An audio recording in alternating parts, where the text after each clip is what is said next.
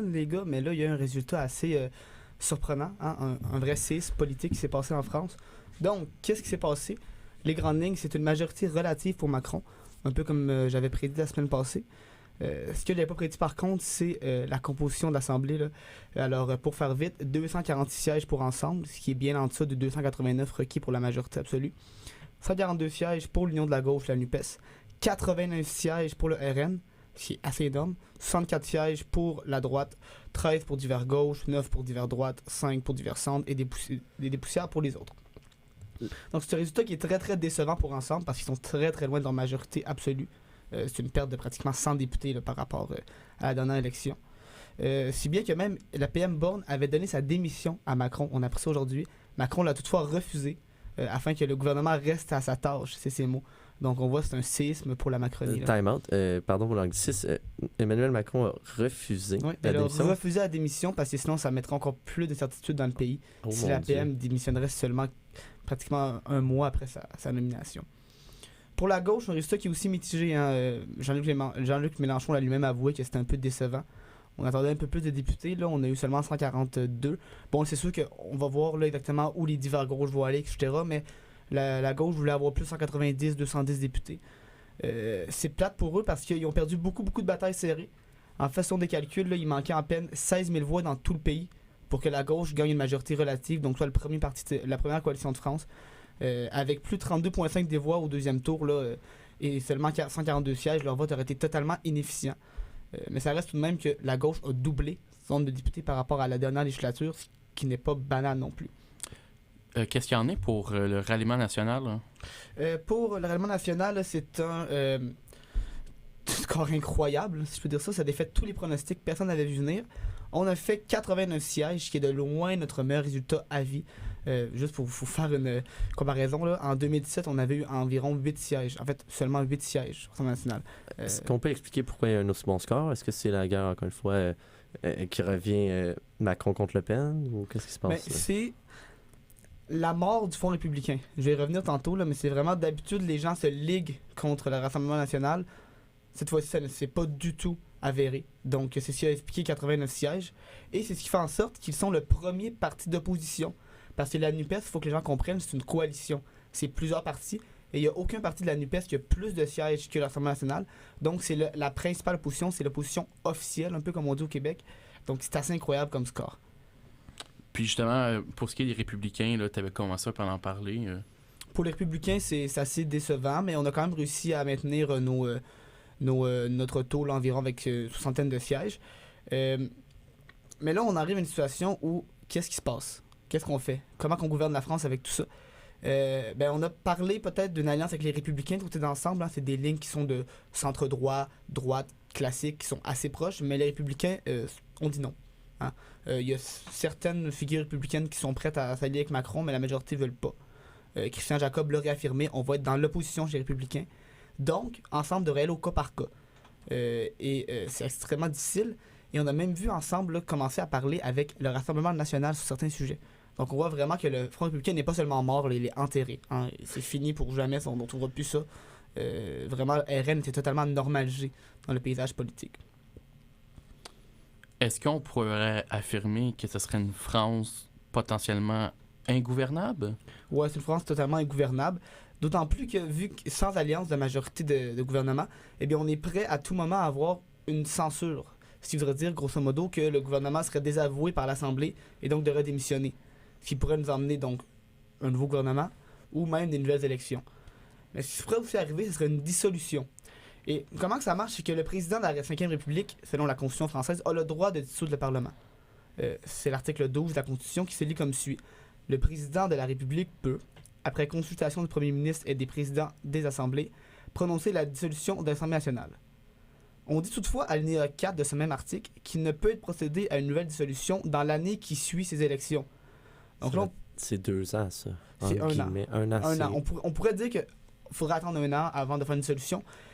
Mais on n'est pas trop sûr. Hein. Il y a beaucoup de constitutionnalistes français, hein, les débats en droit, c'est pas juste au Canada, là, qui sont dit que dans le fond, l'alinéa 4 de l'article 12, il ne fait qu'empêcher 2 dissolutions dans la même année. Mais vu qu'avant la dernière législative, il n'y a pas eu de dissolution, mais seulement une fin de mandat, eh bien Emmanuel Macron, selon eux, il pourrait dissoudre l'Assemblée dès qu'il le veut. s'ils pourraient nous renvoyer en élection là, dans 2 semaines, littéralement.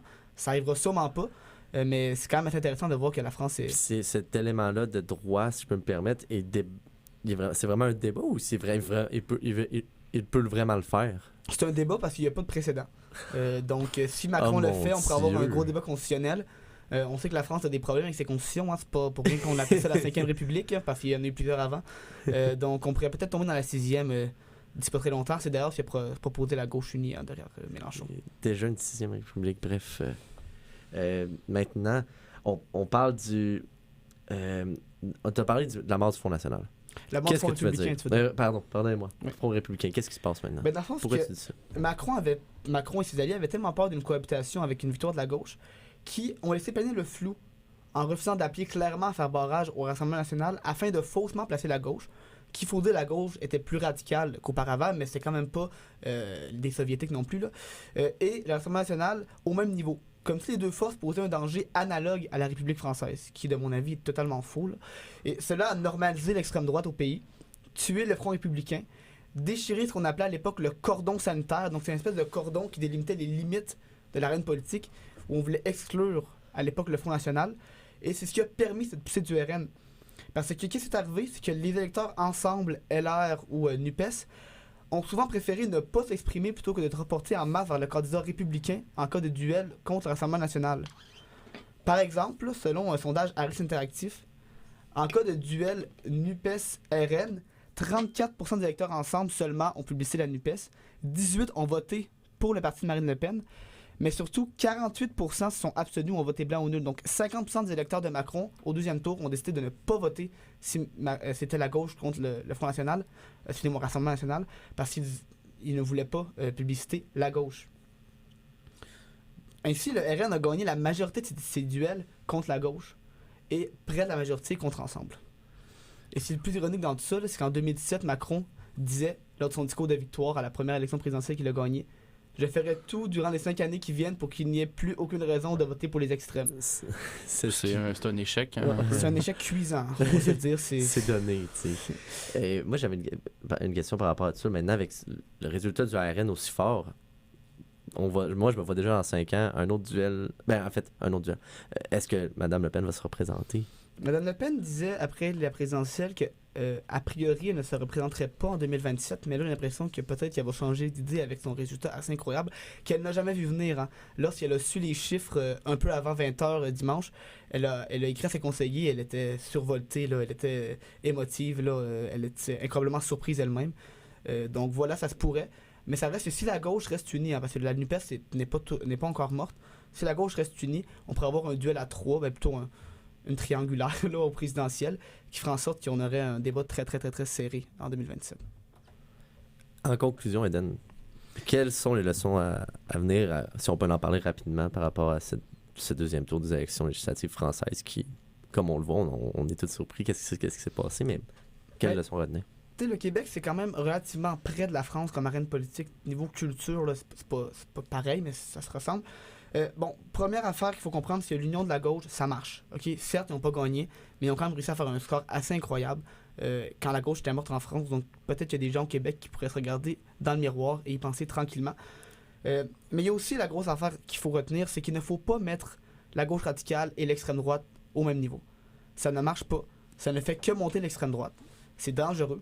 Et je pense qu'il y a un parti comme la CAQ qui aujourd'hui se présente comme l'espèce de modération en certaines positions opposées. On l'a vu là, que ce soit sur la langue, sur la laïcité, sur l'économie. S'ils font tout ça, ils vont faire monter le Parti conservateur du Québec. Et ça peut être dangereux là, pour leur siège à eux surtout, hein, comme on a vu. Merci infiniment, Eden, pour ton temps en studio, pour ton analyse fine des élections françaises dans les 2 dernières semaines. C'était les attachés de presse en cet autre mardi, 5e épisode. Ça passe vite, hein? Effectivement, ça passe très vite. Ça passe excessivement vite. Toujours du plaisir en studio. On se retrouve la semaine prochaine pour un nouvel épisode des attachés de presse. Passez une bonne journée tout le monde. Merci d'avoir été des nôtres.